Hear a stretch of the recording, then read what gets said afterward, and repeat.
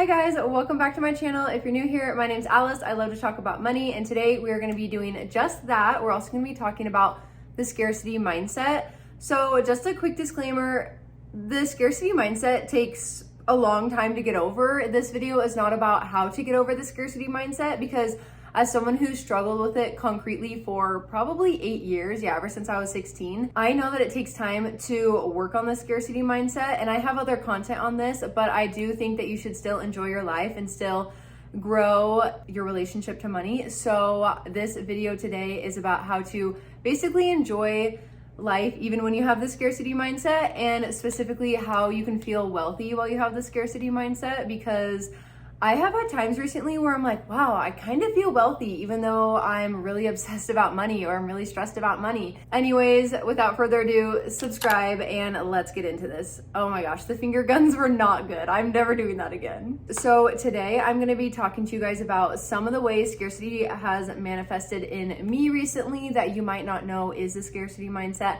and then 5 ways that you can feel wealthy even if you're struggling with money.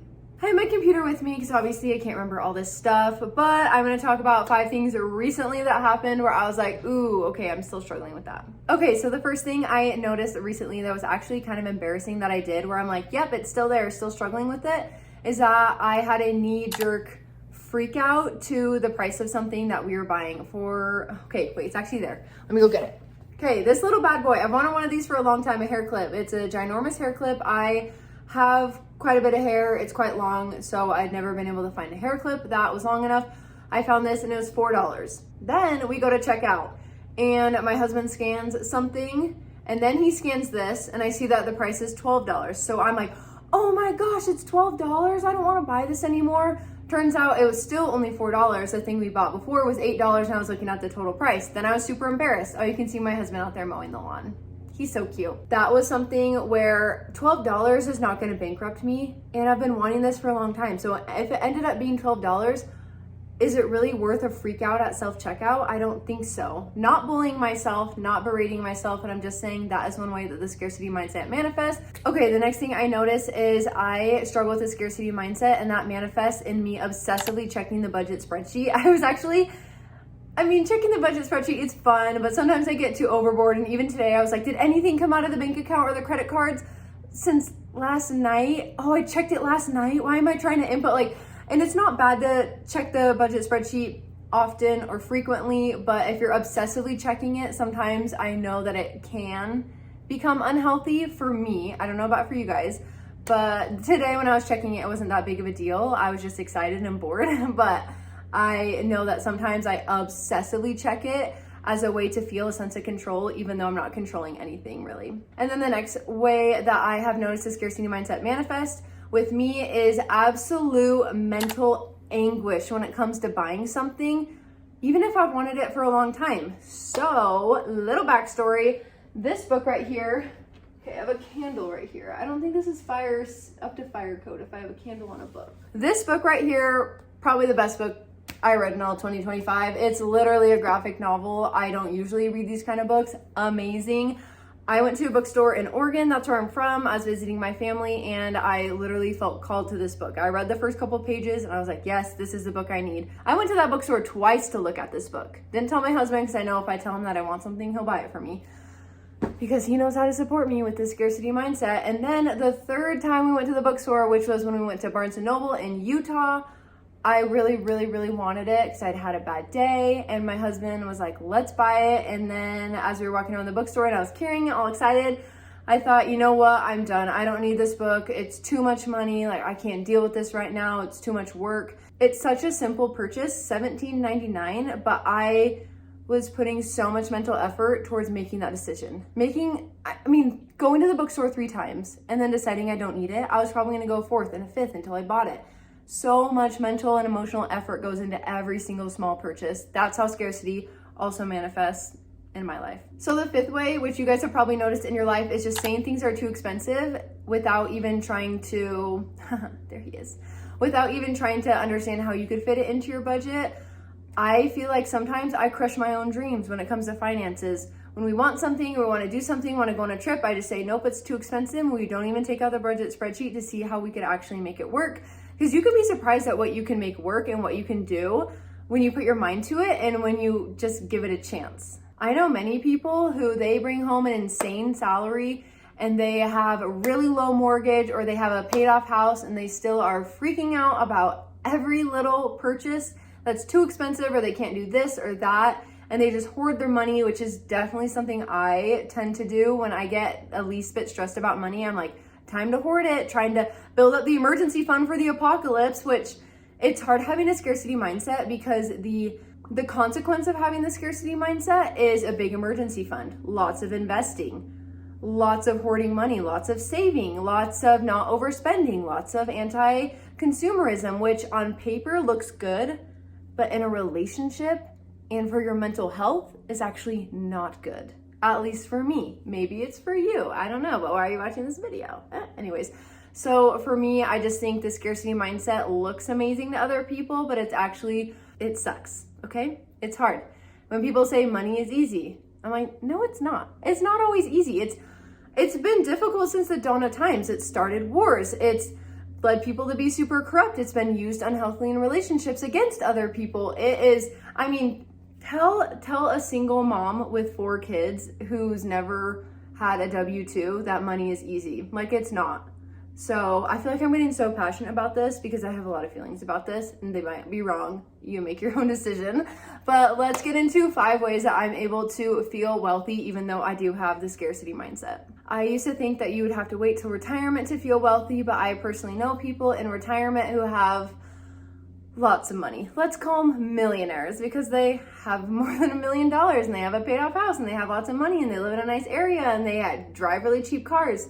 They still have an intense scarcity mindset where they're just doing things with money that are not good for us emotionally, if that makes sense. I don't know how I'm saying this, but basically, if you're waiting to not have the scarcity mindset for when you finally retire and that compound interest pays off, I think that you might be disappointed to find that you do have the scarcity mindset even 40 years later. So let's get into how we can feel wealthy today, even if we have the scarcity mindset. So my first tip is to redefine wealth. So my definition of wealth used to be X amount of money in my investments, X amount of money in my savings accounts, just bringing home as much money as possible every single month from my W-2. But now I kind of have a different outlook because I worked at a call center when I was in college and I was allowed to work up to 12 hours a day. I could work overtime and I was bringing home so much money, you guys, but I had no life and I also felt horrible because I just sat for 12 hours a day and then I came home and I went to bed. You guys can create your new definition, but for me, I like to think of wealth as creating a life I truly love with all my resources, which include money, time, and health. I am unfortunately kind of a sickly person. I think it's because I do get stressed out a lot and that wears my body down. Like today, I worked from home instead of going to the office because I just didn't feel amazing. My limbs felt really heavy, but I now know that my time is more important than working a 12-hour shift. My health is more important than sitting for 12 hours a day. Those are the things that I choose for what I consider to be a wealthy life. So a couple questions to ask yourself to find out what you really want your day to look like and what a wealthy day looks like to you.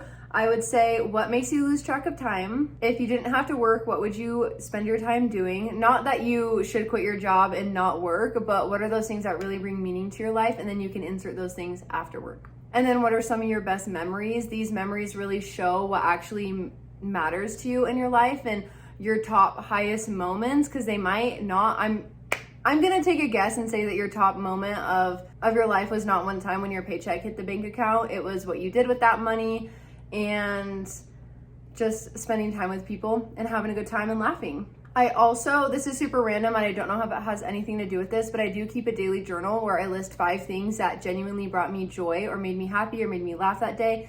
And honestly, none of them have to do with money.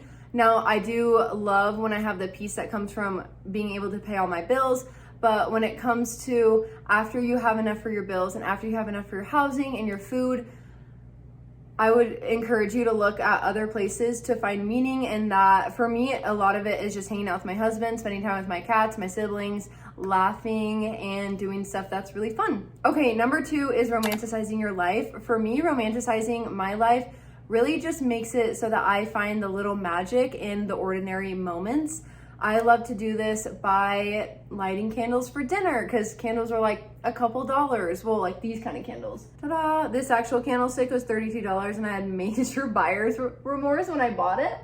But the candlestick part, not that expensive. It's only a couple bucks at Hobby Lobby. But yes, so romanticizing your life is just being content and being really appreciative of the life that you do have. So yeah, candlelit dinners, even if you're eating pizza. I sometimes like to get super cute even if I'm working from home or just going to the grocery store. I love to get super cute and go to the library. I feel like it's a bookstore and I can buy whatever book I want there, even though it's just a library, and that makes me feel so fancy, even though the library is free.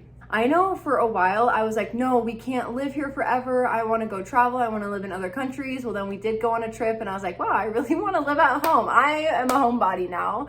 Not really. I mean, sometimes, but I just think sometimes we want more than our life is, which is totally fine. You can want more that pushes you to do cool things and to push yourself outside of your comfort zone, but sometimes it's just good to be grateful for what you have. Okay, number 3 comes from Ramit Sethi, which he is a money YouTuber. He has a lot of like money content. He has money books and everything. And one of his principles is to find out what your rich life is. Basically, how I see it is a list of how you prioritize your life. And it really does have to do with money, but some things are also time and health. So for example, one thing in my rich life is when I go to the airport, I want to be able to eat a meal. I do not want to pack a meal to go to the airport, which is wild because when it comes to work or other things, I am totally like, I'm going to pack my lunch, I'm going to save money, and I'll like what I make.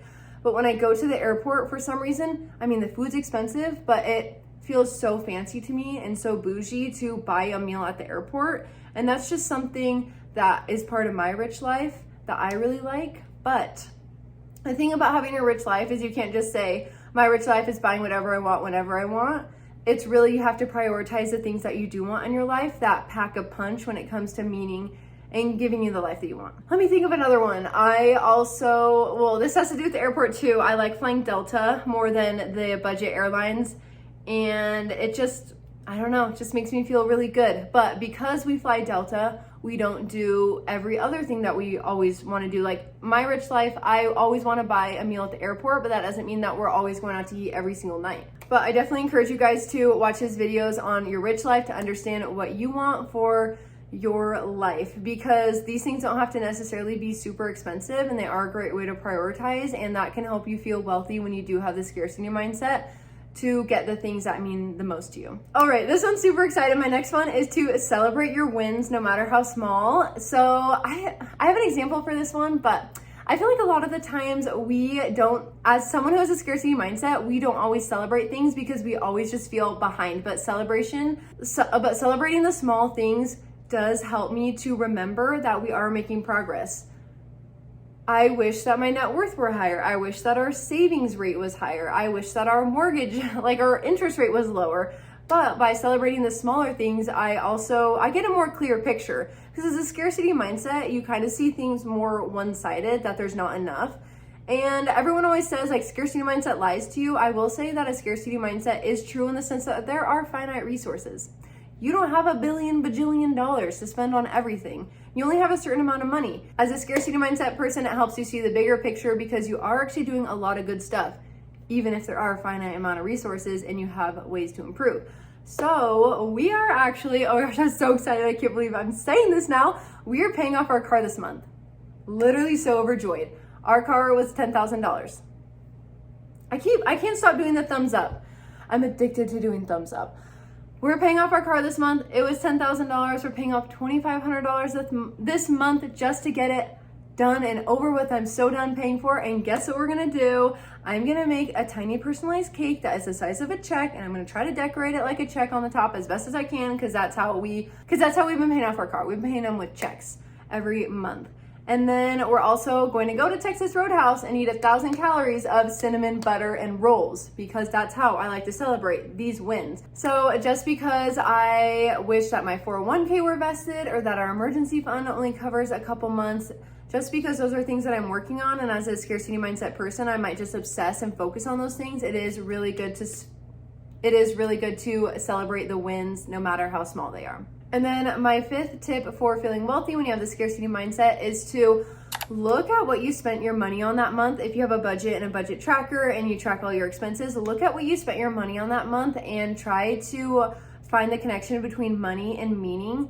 I personally, for me, when I look at my budget spreadsheet, usually I just look at what we spent in the categories overall. I don't always go look at the transactions, but there are a lot of times where the money that we spend actually brings direct meaning. But when we're budgeting or when we're thinking about money, all we think about is how we overspent or how we're close to almost spending in too much in a certain category, how we're not saving enough, how we're all doing these things. So it's really good to look at what you actually spent that money on. And for me recently, there's two things that come to mind that have brought so much joy and happiness into my life.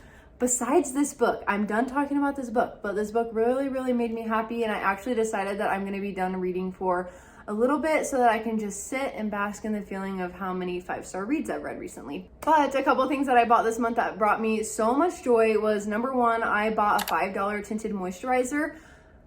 And that doesn't seem like that big of a deal, but I have super dry skin, and so the cream-based makeups are so much better for me. But as someone who doesn't wear makeup all the time or doesn't wear a ton of makeup always, I felt like I couldn't go and buy beauty products because also I feel like this really got me. I didn't buy anything for like 4 or 5 years. I just kind of went on a no buying spree, you could say, because I was super poor in college and I just felt like I had no extra money.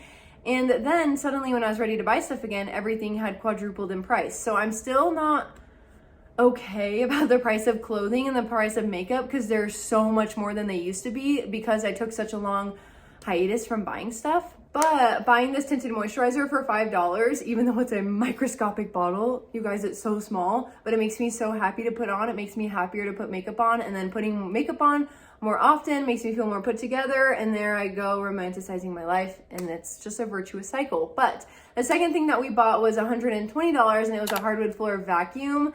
I can't stop telling everyone about this. I'm so excited to vacuum. I love doing it now. And there's just like, if I didn't think about those things and how they actually brought me meaning and my life meaning, I would just be looking at the budget spreadsheet going, we spent $18 more than I wanted to on personal care, and we took $120 out of our sinking fund for furniture this month. I would just be thinking about those things. And when you go in with a scarcity mindset, there's never enough. It's like, how could you even buy those things? Are they really that important? But when you think about the meaning they brought to your life, then that's where you can kind of make that connection and slowly start to feel wealthy as you do struggle with this scarcity mindset. Anyways, I felt like I said that word a lot this video, but that's kind of what this video is on to. So thank you guys so much for watching this video. I really hope that this helped you. If you guys have any tips or tricks that I did not mention in this video, please feel free to leave them in the comments below, so we can all of us that have the scarcity mindset, that we can help each other, that we can overcome this. I know it's a really long